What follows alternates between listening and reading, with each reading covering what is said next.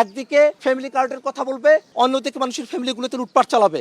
একদিকে শাড়ি লুঙ্গি দিবে, অন্যদিকে মানুষের স্বর্ণ টাকা পয়সা লুটপাট করে নিয়ে যাবে। দেখবেন না শাপলাকলির কোনো কর্মী পরাজিত প্রার্থীদের কোনো কর্মীর উপরে একটা ফুলের আসরও দিয়েছে, এমন কোনো অভিযোগও তারা করতে পারে নাই। আমরা সংযত আছি, আমরা শান্তির বার্তা নিয়ে আসি। হুমকি দিয়েছে কোনো দোকানপাট খোলা যাবে না। অত্যন্ত হাস্যকর ভাবে বিরোধী দলের সাংসদের বিরুদ্ধে হরতাল ডেকে, এবং বিএনপি সরকারের আমলে প্রথম ডাকা হরতাল আমার বিরুদ্ধে একজন বিরোধী দলের নেতার বিরুদ্ধে তারা ডেকেছেন।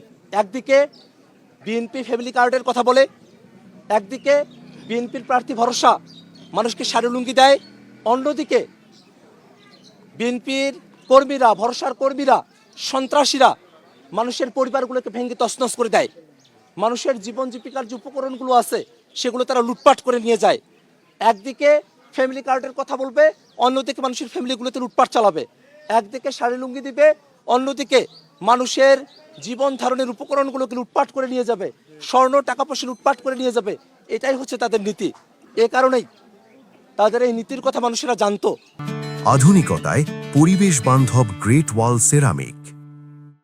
এই কারণেই এই কাউনিয়া পীর কাছে হারাকাছের মানুষেরা সিদ্ধান্ত নিয়েছে, তারা শাপলাকলির পক্ষেই তাদের অবস্থান জানিয়েছে।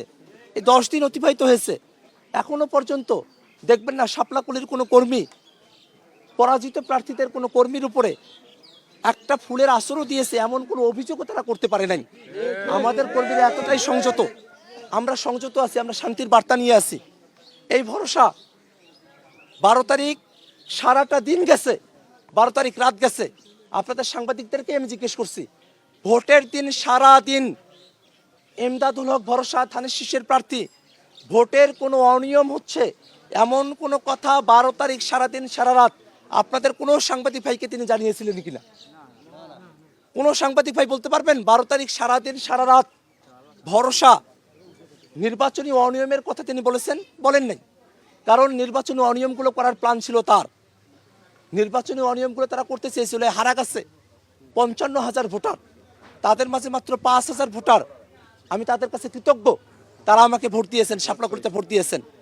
22,000 ভোট বেশি পেয়ে 27,000 ভোট ধানের শীষের ইমদাদুল হক ভরসা পেয়েছেন। অথচ এই হারাগাছের মানুষদের উপরেই তিনি কি অবর্ণনীয় অত্যাচার নির্যাতনগুলো তিনি করছেন। মানুষেরা দোকানপাট খুলতে পারছে না। গতকাল সন্ধ্যাবেলা তারা মাইকিং করেছে, হুমকি দিয়েছে কোনো দোকানপাট খোলা যাবে না, কোনো ব্যবসা প্রতিষ্ঠান খোলা যাবে না। মানুষের রুটি রুজিতে তারা টান দিয়েছে। একদিকে তারা ফ্যামিলি কার্ডের কথা বলবে, অন্যদিকে অত্যন্ত হাস্যকরভাবে বিরোধী দলের সাংসদের বিরুদ্ধে হরতাল ডেকে, এবং বিএনপি সরকারের আমলে প্রথম ডাকা হরতাল আমার বিরুদ্ধে একজন বিরোধী দলের নেতার বিরুদ্ধে তারা ডেকেছেন। কত হাস্যকরভাবে তারা এই হরতালটা তারা ডেকেছেন। আজকের দিনে তারা হরতাল ডেকেছেন, যদিও পরে প্রত্যাহার করেছেন। কিন্তু এই যে তারা হরতাল ডাকলেন, এটা কোনোভাবে একটা সরকারি দলের চরিত্রের সঙ্গে এটা যায়?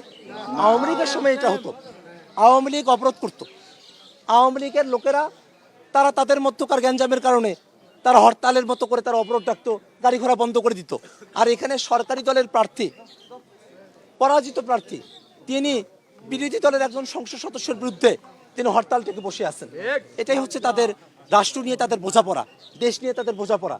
তাদের এই দেশ এবং রাষ্ট্র নিয়ে তাদের বোঝাপড়া না থাকার কারণেই কাউনিয়া পীর গাছের মানুষেরা তাদেরকে প্রত্যাখ্যান করেছে।